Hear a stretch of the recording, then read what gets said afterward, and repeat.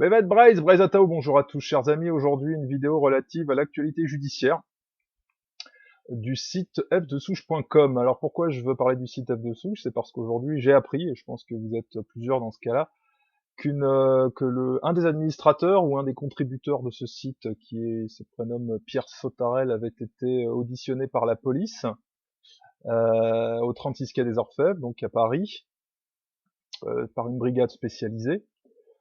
Relativement à la parution d'un article. Un article qui parlait de Pierre Berger, qui est un oligarque homosexuel, militant. Et le fait qui est intéressant, c'est que en fait, le site F de Souche n'avait pas créé l'article, mais avait simplement copié une partie de l'article qui provenait d'un autre site et avait mis un lien URL renvoyant vers l'article original.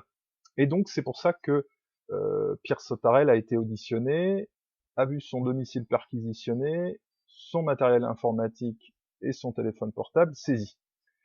Alors, ce genre d'affaires m'intéresse au premier chef, puisque moi-même j'ai été condamné à 6 mois de prison ferme pour des raisons purement politiques, pour un délit d'opinion, en tant qu'animateur de blog, puisqu'on me reproche le fait d'avoir maintenu une première affirmation remontant à 2011 dans laquelle j'avais dit qu'il n'existait pas de celte noire, qu'on n'en avait jamais vu et qu'on n'en verrait jamais. Donc ça, c'était la phrase que j'avais dite à l'époque et que j'avais maintenue en 2013 et qui m'a valu donc 6 mois de prison ferme. Du coup, comme je suis assez familier de ces procédures judiciaires et que le grand public, lui, ne l'est pas, je suis ça avec attention et j'en parle souvent autour de moi parce que maintenant je suis coutumier de ces procédures, des techniques utilisées par le gouvernement et par les réseaux du pouvoir pour faire taire l'opposition politique. Hein. Donc c'est quelque chose que je connais très bien, et je connais notamment la brigade qui s'en est pris à Pierre Sautarel, qui, comme on le voit, utilise vraiment beaucoup de moyens pour quelque chose d'assez anodin. Je pense même que, normalement, au regard du droit, Pierre Sautarel n'est même pas susceptible d'être poursuivi, puisqu'il a simplement renvoyé vers un article. Hein, il n'est pas l'auteur, on a le droit de faire un copier-coller partiel, et on a le droit de renvoyer vers un article original. L'article original, donc, dont la responsabilité essentielle incombe bien évidemment à celui qui l'a rédigé, et en l'occurrence, il a été publié d'abord sur le site Panamza, c'est un site plutôt, je crois, de coloration musulmane, me semble-t-il.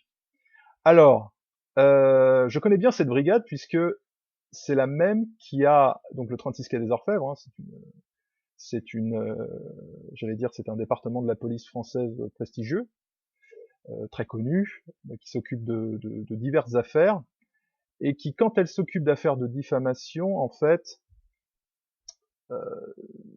se voit en fait transmettre des dossiers sensibles, politiquement parlant. Donc, Pierre Sautarel a relayé un article relatif à Pierre Berger, donc qui, comme je l'ai dit, est un oligarque homosexuel, militant, que vous connaissez parce qu'il est partisan donc de l'adoption des enfants par les homosexuels. Il était aussi partisan du mariage homosexuel, et c'est un proche de François Hollande. Alors, il faut savoir une chose, sans rentrer dans les caricatures, que effectivement il y a des réseaux homosexualistes militants qui entendent faire évoluer la législation dans un sens qui soit favorable à certaines de leurs aspirations. Il s'avère que finalement ces réseaux homosexuels, qui encore une fois ne recoupent pas la totalité des homosexuels, c'est important à comprendre, ce sont des réseaux homosexuels qui en fait existent essentiellement à Paris et dans les très grandes villes françaises, qui sont souvent animés par des gens qui sont très aisés, qui ont beaucoup d'argent, qui ont d'excellentes professions et qui ont d'excellentes connexions. Donc les réseaux homosexualistes existent en France, et ce sont des réseaux politiques à coloration communautaire ou communautariste. De la même façon qu'il existe des réseaux juifs, ça existe, hein, on peut pas, ou pro-israéliens, voilà, il y en a. Et ces réseaux, évidemment, sont au cœur du pouvoir. Et personnellement, j'avais eu affaire à cette brigade du 36 quai des Orfèvres, alors que j'avais critiqué, il y a de ça maintenant un nombre d'années quand même conséquent, un certain Pierre Bélanger, qui était en tout cas le responsable principal, le directeur de la radio Skyrock. Ce monsieur est d'origine juive et avait eu des déboires avec la justice pour des affaires de mœurs avec des mineurs. Ce dont à l'époque je m'étais fait écho sur un blog que j'animais, dans des termes, on va dire francs, hein, qui m'avait valu donc l'hostilité de Monsieur Berger, qui lui aussi est un ami de François Hollande, hein, un ami personnel et politique. Comme vous l'avez vu assez récemment, ce qui ne manquait pas de sel, il a co-rédigé un rapport sur l'islamisme avec Malek Bouti, hein, donc on voit bien les articulations, hein, SOS Racisme, Skyrock, Pierre Bélanger, etc. On voit bien ça. Pourquoi? Parce que Skyrock est une radio qui diffuse de la musique, enfin, du rap, du hip-hop, du R&B, ce genre de musique-là, à peu près cette tendance qui a beaucoup de public dans les banlieues françaises à majorité immigrée. Donc c'est un puissant relais d'influence et il est de bon ton à gauche de bien s'entendre avec les minorités immigrées. Donc pendant très longtemps cette articulation a fonctionné et sans surprise quand j'ai écorné Pierre Bélanger sur un site qui à l'époque n'avait pas forcément une grande audience, eh bien les réseaux du pouvoir ont pris des mesures. Alors, ça s'est traduit par quoi? Ça s'est traduit par une descente de police à 6 heures du matin à mon domicile, au domicile de mes parents plus exactement à l'époque. Je parle de ça il y a 5 ans, hein. Par des gens qui étaient en gilet pare-balles, ils étaient 3, qui ont pénétré donc chez moi sur commission rogatoire, délivrée par un juge, me semble-t-il. Et il y a eu bien évidemment une fouille de tout, hein, tout le domicile, mon véhicule, enfin tout, la saisie de mon matériel informatique, et une audition libre. J'ai pas été placé en garde à vue, tout simplement déjà parce que je refuse de répondre aux questions, tout simplement. Et ça, c'est une règle d'or, on ne répond jamais aux questions des policiers, jamais. Donc on ne nie pas, on ne dit pas non, on ne dit pas oui, on dit je n'ai rien à répondre. C'est aussi simple que ça. Et pendant cette perquisition, j'ai eu affaire à des gens qui étaient extrêmement vindicatifs, qui sont restés cependant polis, parce que là, les policiers français sont en règle générale des gens courtois, mais dont, en l'occurrence avec cette brigade, vous sentez qu'il y a une hostilité de principe.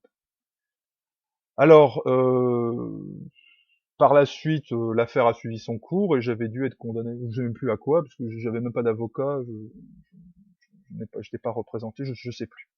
Mais tout ça pour vous dire que, et ça, il faut vraiment que vous l'ayez à l'esprit, il y a une justice à plusieurs vitesses, c'est un lieu commun que de le dire, pas uniquement à 2 vitesses, à plusieurs vitesses, et l'oligarchie, les membres de l'élite, singulièrement parisienne, ont droit à une défense de la part de la justice, ou prétendue telle, de la police, du régime républicain, extrêmement zélée. Et donc, moi, la brigade du 36 quai des Orfèvres a fait 1000 kilomètres pour m'auditionner pendant 2 ou 3 heures. Donc 500 kilomètres aller, 500 kilomètres retour, puisque je réside en Bretagne. Et en plus, ils ont dû passer, je crois, au moins 24 heures sur place en Bretagne, donc étant hébergés à l'hôtel, etc. Tout ça pourquoi? Pour une diffamation prétendue, etc. Et aussi une atteinte à l'honneur, car il faut savoir une chose, c'est que ces messieurs ont un honneur, je parle pas des policiers, je parle des plaignants, ces messieurs ont un honneur, et ils sont très sourcilleux quant à cet honneur, même quand ils sont condamnés pour des affaires lugubres de mœurs avec des mineurs. Bon. Donc ce qui se passe avec le site F de Souche, comme ce qui se passe de toute façon avec tous ceux qui s'opposent, je veux dire publiquement, à quelque titre que ce soit, au régime en place, au réseau qui domine actuellement la France, l'on s'expose très logiquement à des mesures de police tout à fait exceptionnelles et largement abusives, et il y a pour cela tout un panel d'options à la disposition des juges d'instruction pour en fait vous condamner avant d'être condamné. Par exemple, le contrôle judiciaire, c'est quelque chose peut-être que vous ne connaissez pas. Le contrôle judiciaire, on peut vous placer pratiquement pendant un an et demi, 2 ans en contrôle judiciaire sans même que vous ayez été condamné formellement. Contrôle judiciaire qui peut être extrêmement strict. On peut vous interdire de sortir d'un département, on peut vous interdire de sortir du territoire français, on peut vous interdire de vous rendre dans tel ou tel lieu, de fréquenter telle ou telle personne, alors même que vous n'êtes pas condamné. Et ceci pour des délits d'opinion, des délits de presse, des délits de presse, un simple article de blog, par exemple. Et on le voit même pour le régime aujourd'hui, notamment sous la domination du Parti socialiste et des socialo-marxistes en général, et des nombreux réseaux qui sont autour, la maçonnerie, les réseaux homosexualistes, le lobby pro-israélien et autres, pour ne pas parler d'ailleurs aussi des lobbies pro-islamiques. Progressivement, les lois ne suffisent plus. Elles sont pourtant extrêmement défavorables. Elles sont d'ailleurs parfaitement anticonstitutionnelles en réalité. Toute la batterie de lois antiracistes ne passerait pas en fait un véritable contrôle de gens chargés de veiller au respect de la Constitution. Mais comme vous le savez, le Conseil constitutionnel est animé par des politiciens, animé par des anciens présidents de la République, etc. Donc la neutralité n'existe pas. Pareil pour le Conseil d'État, etc. Bref. Dans ces circonstances, vous avez affaire à une justice politique qui n'est absolument pas indépendante, absolument pas, à aucun titre, à aucun moment. Elle est totalement dépendante du gouvernement, qui est animé aujourd'hui par Christiane Taubira, pas besoin d'en dire plus. Et vous vous rappelez, Christiane Taubira avait fait, dans une parodie de procès, condamner Anne-Sophie Leclerc, une ancienne militante du Front National, pour avoir diffusé sur sa page Facebook une image d'elle en singe. Alors il ne s'agit pas de discuter du bon goût ou du mauvais goût de la publication, mais elle avait été condamnée à 9 mois de prison ferme dans une caricature de procès en Guyane, sans représentation, là encore. Alors ça avait tellement créé un rourvari qu'on avait été obligé d'annuler vite fait finalement la condamnation et qu'on a transféré le dossier à Paris pour essayer un petit peu d'étouffer un peu l'affaire, puisque ça a été très très loin quand même, mais ce n'est pas très différent de ma situation.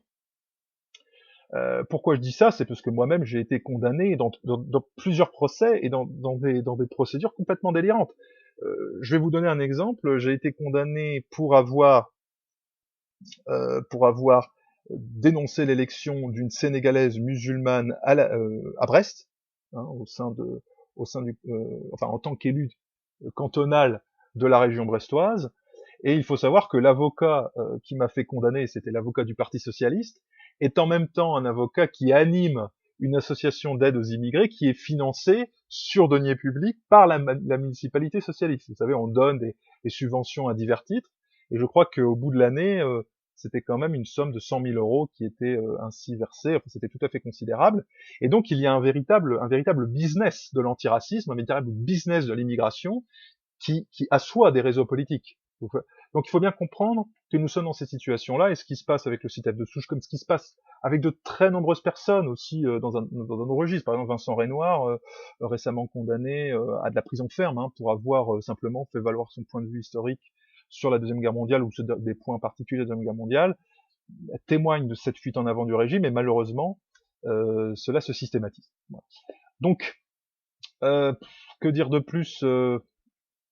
Rien véritablement, si ce n'est que c'est l'arbitraire, et que les choses vont se systématiser, et que virtuellement, compte tenu de la nature aujourd'hui du dispositif judiciaire auquel nous avons affaire, virtuellement n'importe quel propos peut être condamné, pratiquement n'importe quel propos peut être condamné, parce qu'aujourd'hui ce sont les intentions qu'un juge peut condamner et non pas des faits. Donc quand on sait ça, on sait que l'on peut virtuellement être condamné pour tout et rien. Et moi, quand je vois ce qui est écrit sur Facebook, par quantité de gens, je suis obligé de vous le dire, vous pouvez tous vous retrouver devant un tribunal aujourd'hui, compte tenu de la législation en vigueur, qui va encore être durcie très prochainement par le Parti socialiste. Voilà. Donc je vous dis à très bientôt pour une prochaine vidéo. C'était une réaction à chaud par rapport à ce qui s'est passé avec le CITEF de Souche. Et voilà. Kenao Avechal.